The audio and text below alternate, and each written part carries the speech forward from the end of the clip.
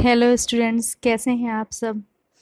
आज हम लोग क्लास 4th के नैतिक शिक्षा विषय के पाठ 4, नाम क्या है इसका, इस पाठ का गायत्री मंत्र और उसका अर्थ, इसका अध्ययन करेंगे। ओके, तो सबसे पहले आप लोग आंखें बंद करिए, अपने हाथ जोड़िए, भगवान को याद करते हुए इस मंत्र का हम सबसे पहले जाप करेंगे। एक बार मंत्रोच्चारण करेंगे। ॐ भूर्भुवः स्वः तत्सवितुर्वरेण्यं भर्गो देवस्य धीमहि धियो यो नः प्रचोदयात्। ओके, अब आप देखिए, आपके इस पाठ में सबसे पहले ये मंत्र लिखा हुआ है, गायत्री मंत्र। इसे गुरु मंत्र और महामंत्र भी कहते हैं। ठीक है, अब हम लोग इस पाठ के जो मंत्र है, गायत्री मंत्र, ओम भूर्भुवः स्वः तत्सवितुर्वरेण्यं भर्गो देवस्य धीमहि धियो यो नः प्रचोदयात्, इसका शब्दार्थ देखते हैं। तो आप देखिए, आपके इस पेज नंबर 15 पर सबका शब्दार्थ दिया हुआ, ये आप लोगों को याद होना चाहिए, और याद नहीं, इसको सच कहें तो इसे समझना चाहिए। देखिए, सबसे पहला ओम। ओम का मतलब होता है रक्षक, जो हमारी रक्षा करता है। भूः, भू का मतलब होता है प्राणों से प्यारा, सबका आधार, मतलब हर कोई, पूरा विश्व, पूरा ब्रह्मांड इन्हीं पर टिका है। भुवः, भुवः मतलब सबके दुखों को मिटाने वाला, सबके दुखों को मिटाने वाला मतलब भुवः। फिर स्वः, स्वः मतलब सबको, सब सुखों को देने वाला, मतलब सुखदाता कौन है, वही ओम, जिसका भी हम लोग जिसकी चर्चा करें। तत्, जब आप संस्कृत में पढ़ेंगे तो तत् का मतलब होता है उस या उसका। ठीक। सवितु, सवितु सविता से बना हुआ है, सविता का मतलब होता है सूर्य। ठीक, सूर्य मतलब प्रकाशक, जिसका बहुत तेज होता है, जो प्रकाशमान है, जो कहीं न कहीं प्रेरक भी है, प्रेरक का भी काम करता है, प्रेरणा स्रोत है। देवस्य, देवस्य का मतलब देव के, से लगा हुआ है ना, तो देव के से होता है। वरेण्यम, वरेण्यम मतलब वर्ण करने योग्य, मतलब अपनाने योग्य। भर्ग, भर्ग मतलब तेज, जो एक तेज होता है, जो कह सकते हैं प्रतिभावान होता है, जो प्रकाशक होता है, उसे कहते हैं। धीमहि, धीमहि मतलब ध्यान करें, यह मतलब जो, नह मतलब हमारी, धीय, धीय मतलब बुद्धियों को, और प्रचोदयात, प्रचोदयात का मतलब सत्कर्म में लगावें, सन्मार्ग पर लगावें। ओके, अब हम इस मंत्र का अर्थ देखेंगे। तो देखिए, जो पहले ऊपर दिया हुआ है उन्हीं को हमें केवल एक तरीके से असेंबल करना है। ठीक, हे रक्षक, हे सर्वाधार, भू का मतलब हमने पढ़ा था सर्वाधार, हे सर्वाधार, भू मतलब हमने पढ़ा था दुख विनाशक, मतलब हे दुख विनाशक। स्व मतलब हमने पढ़ा था सुखों को देने वाला, मतलब हे सुखदाता प्रभु। आप स्वयं प्रकाशमान देव हैं, हम आपके वर्ण करने योग्य तेज का ध्यान करते हैं, जिससे हमारी बुद्धियों को सत्प्रेरणा मिलती रहे। ये हो गया इस मंत्र का अर्थ। ठीक, तो ये जो मंत्र है, इसी को थोड़ा सा और एक्सप्लेन करेंगे तो पता चलेगा कि इस मंत्र से हम क्या प्रार्थना कर रहे हैं भगवान से। आइए देखते हैं बच्चों। हे परमात्मा, आप हमारी रक्षा करें, आप हमें सहारा दें, हमारे दुखों को ख़त्म करें, नष्ट करें। बच्चों, इस समय ये प्रार्थना बहुत ज़रूरी है। आप देख रहे हैं इसमें कोविड-19 चल रहा है, बहुत, आपको पता है कि ये जो समय है, जैसी महामारी फैली है, कभी भी कोई भी न्यूज़ सुनने में आ जा रही, तो इसमें पूरी सृष्टि को ये प्रार्थना करनी चाहिए मिल करके, है ना।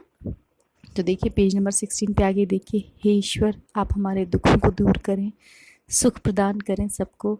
आप में ज्ञान और प्रकाश का ऐसा महान तेज है, जिसका केवल ध्यान भी हमारी बुद्धि को अच्छाई की ओर ले जा सकता है। बहुत कह सकते हैं कि इतना ज़्यादा तेज है कि हम तो पूरा ले नहीं सकते, तो आप हमें केवल उतना ही दीजिए जिसको हम धारण करें और हमारी बुद्धि सही मार्ग पर चल सके।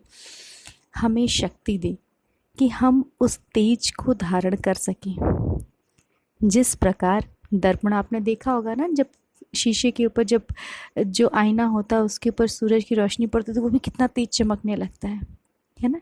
तो समथिंग लाइक दैट, जिस प्रकार दर्पण सूर्य की चमक से चमक उठता है, वैसे ही आपका व बुद्धि को सत्प्रेरणा देने वाला दिव्य तेज हमें भी तेजस्वी बनाए, हमारी बुद्धि सत्कर्म की ओर प्रेरित होती रहे। अगर ईश्वर की कृपा होगी तभी ये सब कुछ पॉसिबल होगा। अब देखिए गायत्री मंत्र का गीत है, ये इस गीत के बहाने भी प्रार्थना ही की गई है, तो इसको भी पढ़ते हैं, चलिए मिल करके। ओमकार प्रभु तेरा नाम, गुण गावे संसार तमाम। ओमकार प्रभु तेरा नाम, प्राण स्वरूप प्राणों से प्यारा, दर दुखों के करने हारा। ओमकार प्रभु तेरा नाम, सुख स्वरूप सुखों का दाता, अंत न कोई तुम्हारा पाता। सारे जग को पैदा करता, सबसे उत्तम पाप का हरता।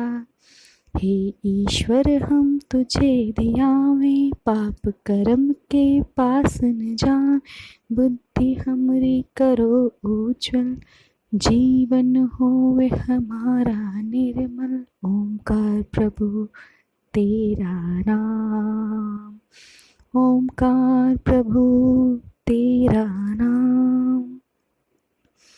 बच्चों, आप लोग भी इस प्रार्थना को, इस गीत को याद करिए, कोशिश करिए कि आप लोगों को याद हो जाए। कम से कम ये मंत्र लिखिए, इसको याद करिए और इसका अर्थ समझने का प्रयास करिए।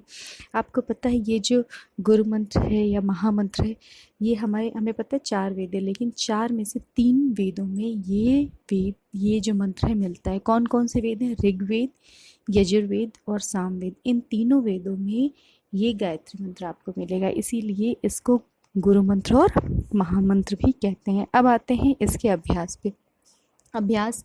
पहला अभ्यास तो मैं आप लोगों को बार बार कह रही हूँ, करिए। इस मंत्र को याद करके अपने गुरु जी को सुनावें और इस गीत को स्वर सहित मिलकर गावें। मैंने गा के सुनाया, आप भी कोशिश करिए, हो सकता है आपको नई ट्यून मिले।